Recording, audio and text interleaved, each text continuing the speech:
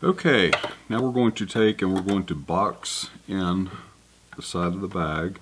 So we have 4 seams to sew here, and what you want to do is take this and flatten it out.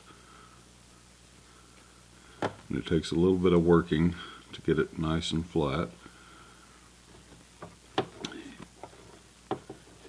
Anyway, once you do that, use your pen or your clip or whatever, because it's going to kind of want to walk on you as you do it.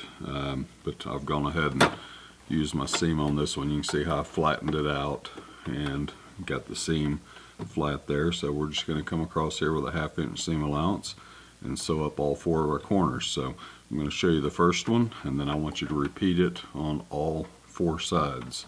So then turn it over, do this side, and then you'll work this side, and this will be the final one here. So let me sew this one up, show you how to do it, and then you can do the other 3 on your own, and we will move forward then with getting our lining ready to go. So 1/2 inch seam allowance,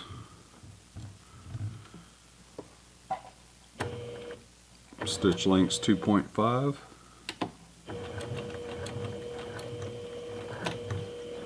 and you really want to get these corners, these edges, which will be your corners, tied down good. So start about a 1/2 inch beyond, back up, come forward, and you can back up again. Just want to make sure it's good and sturdy there, so it's going to have a lot of stress on it.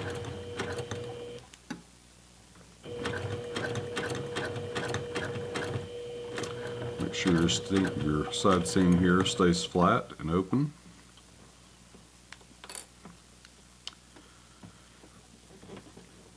And I'm pulling on this to get it nice and tight as I sew it.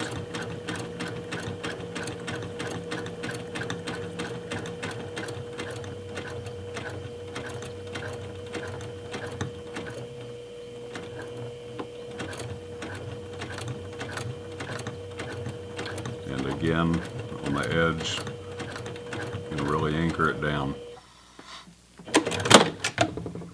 Okay, that's the first one. Now all you need to do is repeat that on all 4 sides, and that will complete the exterior of our bag. I go ahead and cut these just along the edge with pinking shears, just to kind of thin it out a little bit and make it lay nice and flat, kind of the way I did this seam here. So if you have pinking shears, you can do that. You can serge it if you want to. That's an option, but again, it's going to be on the inside of the bag, plus you've got interfacing to keep it from fraying, so you can wash it without any problem at all. Okay, do the other 3 sides, and then we're going to move on to preparing the lining.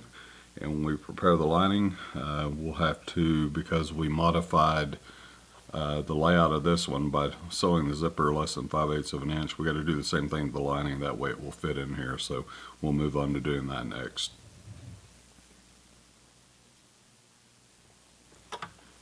Okay, I'm finishing up the final seam here, and let me suggest a couple of things here to help you out. Shorten your stitch, your normal stitch length on this, to 2, because we want it nice and tight, and I actually go down to 1 at the beginning of the corners so I can get tight on the corners. So really small stitch here on each corner. And you want to go all the way to the edge. Then we'll go to 2.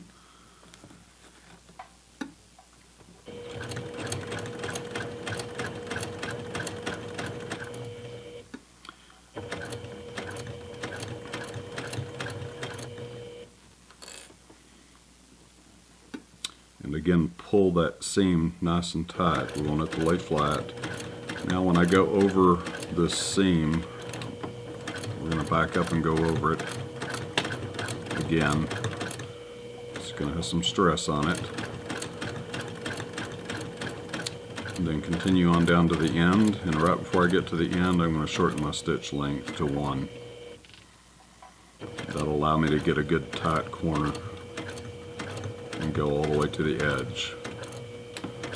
So really shorten your stitch length there, reinforce the end of it, and you can cut your thread.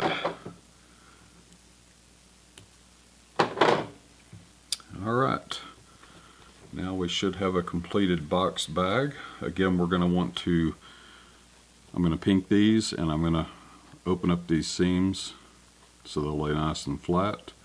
And you probably will want to clip up to the seam here where that seam will lay flat. It'll make a difference when the bag is completed. But let's have a look and see what we have here now.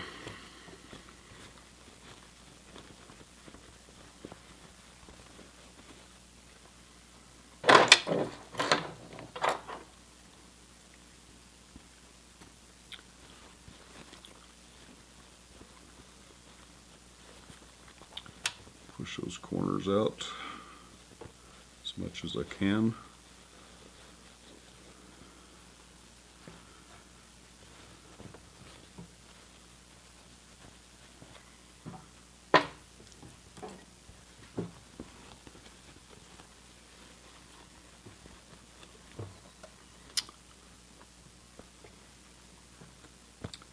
And there's the outer part of our bag. So there are pull tabs for zipping it up.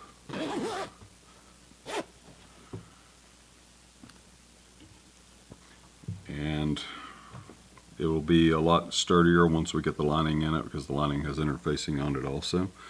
But there's our bag. So go ahead and press those seams open, and then we'll set this aside, and next we'll move on to sewing the lining up just like this.